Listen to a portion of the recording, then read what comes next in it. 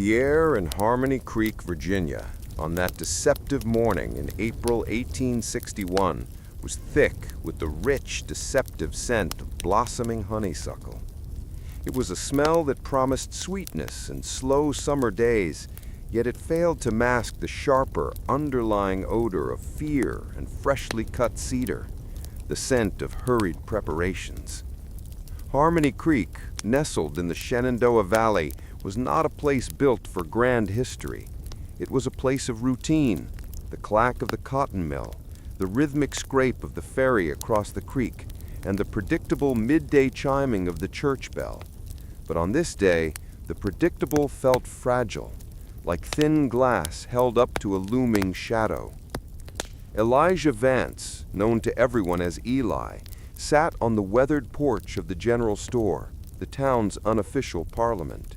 At 21, he carried the physical ease of a man who worked with his hands, his shoulders broad from years spent hauling cured hides in his father's saddlery shop. But his mind was far from easy.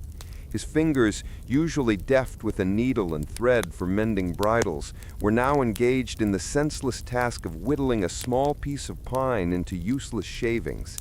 He was trying, desperately, to hold on to the mundane. The sounds of the town no longer comforted him. Every ring of Silas Thorne's hammer at the blacksmith shop next door felt less like the forging of a horseshoe and more like the beating of a war drum. Silas, a formidable man with forearms like oak branches, was now sharpening fewer plowshares and more bayonets for the small militia training on the outskirts of town. Silas was a hardline secessionist, a man whose loyalty to Virginia ran deeper than his practical sense. He often paused his work only to wipe the sweat from his brow and shout a cheerful, ominous declaration to anyone within earshot.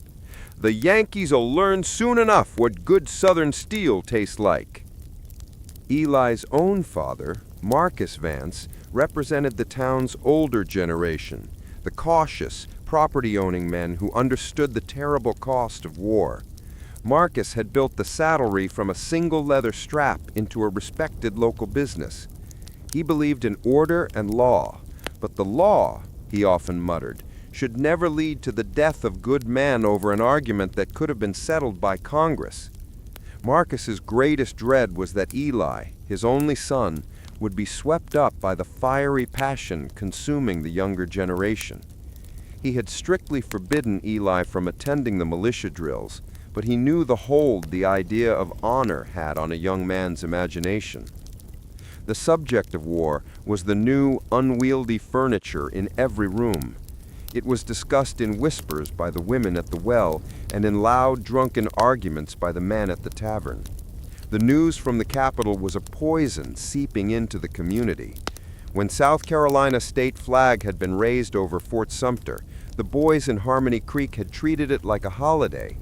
Now, with President Lincoln calling for 75,000 volunteers to put down the rebellion, the excitement had curdled into a palpable fear. The call for men meant the storm was no longer theoretical, it was on the horizon, and Harmony Creek was directly in its path. Eli stood up, tossing the pine shavings onto the dirt street. He needed air, distance, and a moment away from the suffocating anxiety of the general store porch. He walked toward the creek, passing by the homes where he had grown up. The town's layout itself seemed to reflect the deepening divide. The Vance saddlery and Silas's smithy stood on the main road, firmly entrenched, economically vital, and steeped in tradition. Just 3 streets over, however, stood the modest home of Dr. Alistair Finch. Dr. Finch was a northern transplant, a quiet man of science who had moved to Harmony Creek 5 years prior and was the only doctor for 20 miles. He was also an outspoken abolitionist, a fact the town tolerated only because a good doctor was more valuable than political alignment. His daughter, Clara Finch, was the secret that tugged hardest on Eli's conscience. Eli rounded the corner to the edge of the Finch property, slowing his pace. He dared not enter. The very air around the small cottage felt charged, not with political fervor, but with intellectual clarity. Clara was 20, sharp-witted, and possessed a fierce moral compass that Eli both adored and dreaded. She saw the war not as a matter of states' rights or Southern independence, but as a moral crusade against the sin of slavery. For Eli, who had no personal stake in the institution, this perspective was a crushing complication. How could he possibly fight a war his beloved viewed as an act of profound evil? He found her, as he often did, behind the cottage near a small, neglected vegetable patch. She was watering a row of nascent tomato plants, her apron tied loosely over a simple cotton dress. She looked up, and the deep worry that had been etching lines around Eli's eyes momentarily eased. Her hair, the color of burnt honey, was tied back, and her face, though pale, lit up when she saw him. "Eli Vance," she said, setting the watering can down, "I was beginning to think the cause had claimed you already." Her tone was light, but her eyes were serious. He walked closer, stopping where the mud of the vegetable patch met the dry dirt of the yard. Another invisible line he knew better than to cross. "Still tethered to the saddlery, Eli. The Confederacy still needs good boots, if nothing else." Clara stepped toward him, brushing a fleck of dirt off his sleeve. "It needs more than boots, Eli. It needs men willing to die for a terrible mistake." The simple truth of her words hung between them. Their courtship had been built on stolen moments and unspoken compromises. They discussed books, the weather, and the future of the American soul, but always circled cautiously around the subject of the Negro population and the looming conflict. Now the circling was over. "It's not just about that, Clara," Eli argued softly, the familiar defense rising unbidden. "It's about home. It's about the North threatening to invade us. We're Virginians. We have to defend our soil, don't we?" Clara sighed, her gaze drifting toward the faint outline of the Blue Ridge Mountains, which separated them physically from the turmoil, but not philosophically. "Whose soil, Eli? And from whom are we defending it? Your loyalty is to the ground, but mine is to the idea of justice. If Virginia secedes, if the governor calls every man to arms, you will be fighting for the very chains I pray will be broken.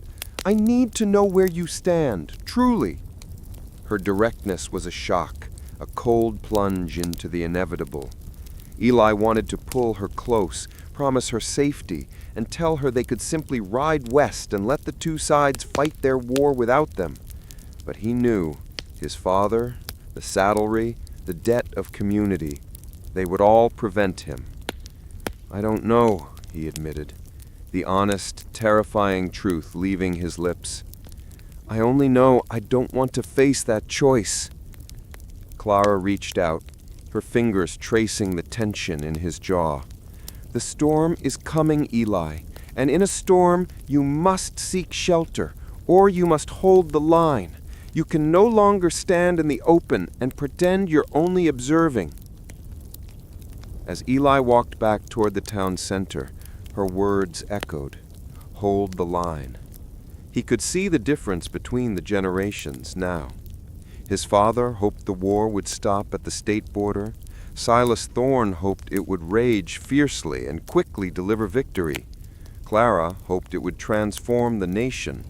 Eli only hoped it would somehow, miraculously, bypass Harmony Creek entirely. But the town's nervous energy dispelled that hope. Back at the general store, a group of young men were huddled around a tattered copy of the Richmond newspaper. They were the ones who'd listened to Silas Thorne's fiery speeches. Among them was Jebediah, Jeb Miller, a friend of Eli since childhood, a jovial fellow whose laughter was now replaced by a serious, almost fanatical light in his eyes. He wore a patched-up militia cap and carried a rusty musket that looked older than he was. "Eli," Jeb called out, waving the paper excitedly, "look at this! General Lee himself will lead our forces. With the finest Virginian general at the helm, the Yankees won't last a month. Why aren't you with us yet?" Eli forced a smile. "Someone has to keep the horses fed, Jeb." Jeb's smile faded. "That kind of talk will get you in trouble, Eli. This is the time for fire, not for fodder. Every man who stays behind is a man who doubts. And doubt," he leaned in conspiratorially, his breath smelling of cheap tobacco, "and doubt is a Yankee disease." Eli felt the weight of the community's judgment settling upon him, a pressure far heavier than his father's disappointment. To stay was to be labeled a coward, a sympathizer, or worse, a traitor. The Civil War was not just a military conflict. It was a societal purge, forcing every individual to declare where their soul lay. Later that evening, in the quiet solitude of the saddlery's loft, his bedroom, Eli packed a small leather bag. He placed his finest whittling knife, a heavy book of poetry Clara had given him, and a small, worn daguerreotype of his mother. It was an act of preparation, though he didn't know for what. Was he preparing to flee? To join the fight? Or just to face the inevitable moment when the choice would be violently ripped from his hands? The town settled into a troubled sleep. The sounds of crickets and frogs were interrupted only by the distant, rhythmic pounding of Silas's hammer, still working late into the night. It was the only sound in Harmony Creek that was truly honest, the steady, certain rhythm of war being made. Eli blew out his lamp. In the total darkness, the quiet was absolute, and in that quiet, he could hear the terrible, undeniable fact: the storm was not waiting for Harmony Creek. Harmony Creek was waiting for the storm, and he, Eli Vance, was standing directly in the open, with nowhere left to hide. The quiet was ending.